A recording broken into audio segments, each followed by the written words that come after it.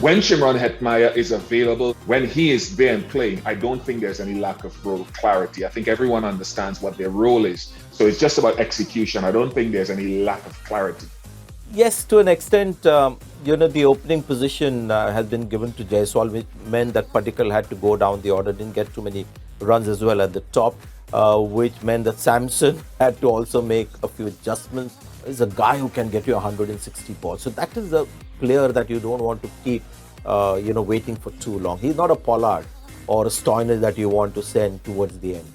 I wouldn't say it's a concern because he's been bowling steadily in the last 4 games. He's picked up 3 or 4 wickets, but only that. But his economy rate is still under 8, so he's at least giving control. Ideally, what they want is for him to be more potent and picking up more wickets in the power play. See, Trent Boult's IPL career in T20 cricket has been more or less like this, where he tends to get wickets with the new ball, but can be a liability in the middle and towards the end. That concern is always there. It's about how one uses Trent Boult. And when you look at the options that they've got Lobet McCoy and Jimmy Neesham. So maybe they'll continue to back Boult, but maybe not bowl him after the 14th over. A couple of chases that they were successful in. They had one of their top 3 or 4 batters getting 50 plus scores, which would have meant guys batting deeper into the innings. The games that they lost, neither of those top 4 batters were able to get that 50 plus score. But when they do get it and accumulate it at a decent pace, they're successful in the chases that they've had. Hard to actually pinpoint what could have gone wrong because you always have an advantage chasing.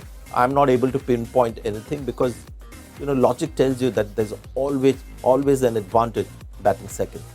They could look at perhaps based on conditions, maybe getting Ravi Bishnoi sort of back into that lineup and keep an eye on Ayesh Badoni. He hasn't gotten past 20, I think, since maybe the first game when he had a half century. So that's something they need to watch and to determine, is he out of form? Do we need to get someone else primed for that role?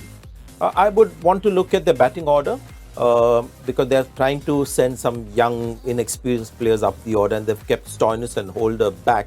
So Stoinis, who may have batted number 7 and Holder at 8 in the last game, could bat up the order. The other thing they could do with the pitches now turning a little bit, Bishnoi having got a break, a lot of people have come back really well after a break.